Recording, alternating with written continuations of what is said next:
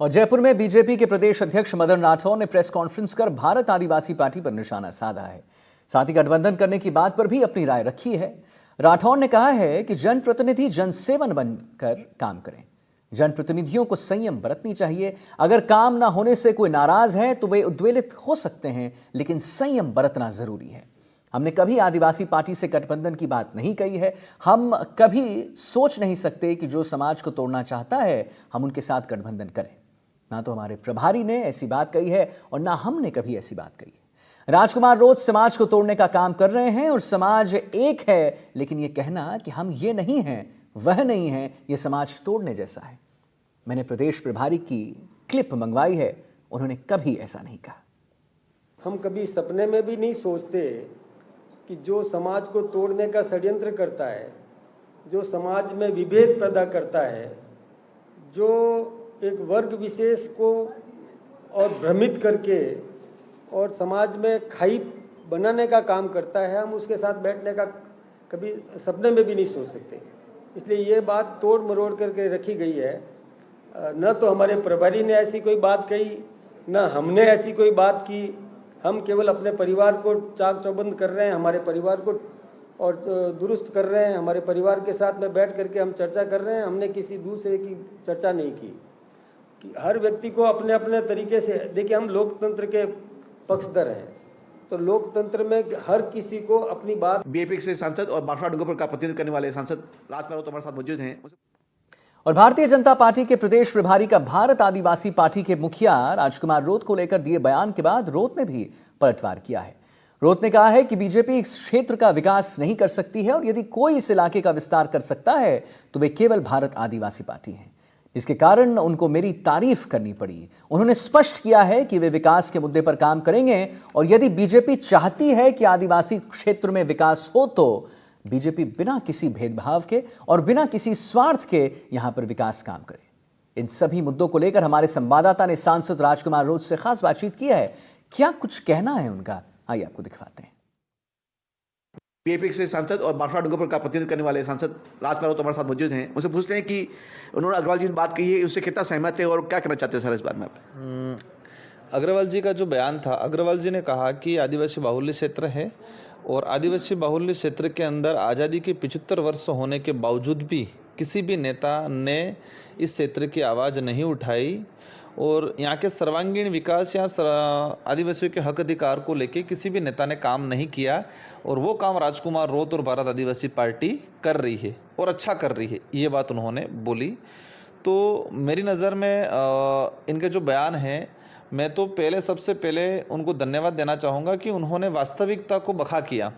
उन्होंने ये स्वीकार किया कि भाजपा के नेता हों या कांग्रेस के नेता हों, मतलब उनकी खुद की पार्टी के नेताओं ने भी इस क्षेत्र में ट्राइबल के हक अधिकार को लेके, यहाँ के सर्वांगीण विकास को लेके काम नहीं किया जो काम बीएपी कर रही है।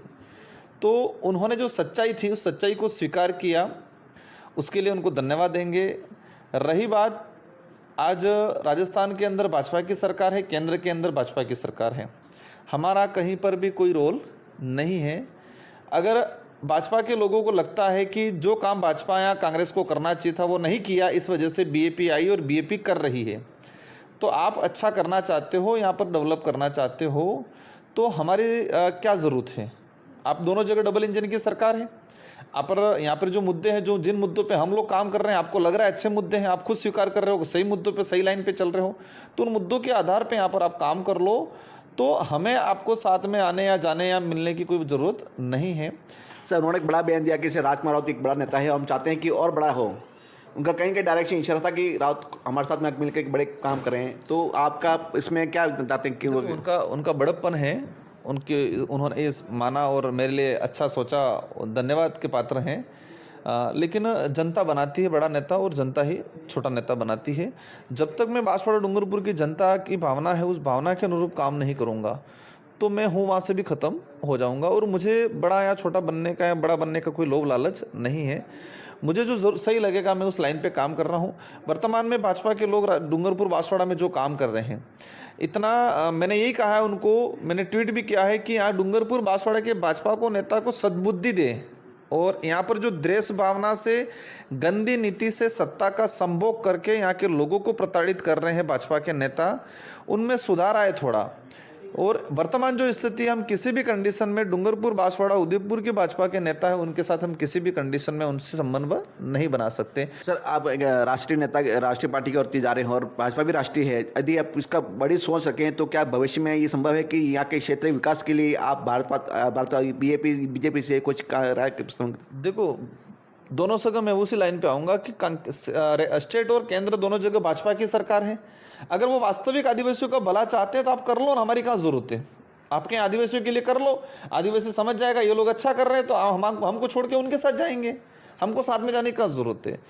अगर सच में भाजपा की डबल इंजन की सरकार आदिवासियों का भला चाहती है तो हमारे एजेंडे पे काम करे, और उस एजेंडे के आधार पे काम करेगी तो जनता अपने आप खुश हो जाएगी। इसलिए हमारे साथ जाना या नहीं जाना वो कोई सवाल नहीं बनता है। ना उन्होंने कहा है कि हमारे साथ आओ, और ना हम कह रहे हैं कि हम किसी के साथ जाएंगे। उस बात का, ये उनका जो कहने का अर्थ था वो सच्चाई उन्होंने बयां की है वास्तविक, लेकिन उसमें किसी के साथ गठबंधन करना, मिलने का ऐसी कोई बात नहीं उन्होंने की है, ना हमारी तरफ से हुई है। अभी 2 उपचुनाव होने वाले हैं, सलूम्बर और 84 का, उसको लेकर क्या रणनीति है? क्या कांग्रेस के साथ में जाएंगे या स्वतंत्र लड़ेंगे, क्या करेंगे? अभी तक देखो, ये हमारे पार्टी हाईकमान या पार्टी हमारे राष्ट्रीय कार्यकारिणी का डिसीजन रहेगा कि वो किस तरह से चुनाव लड़े।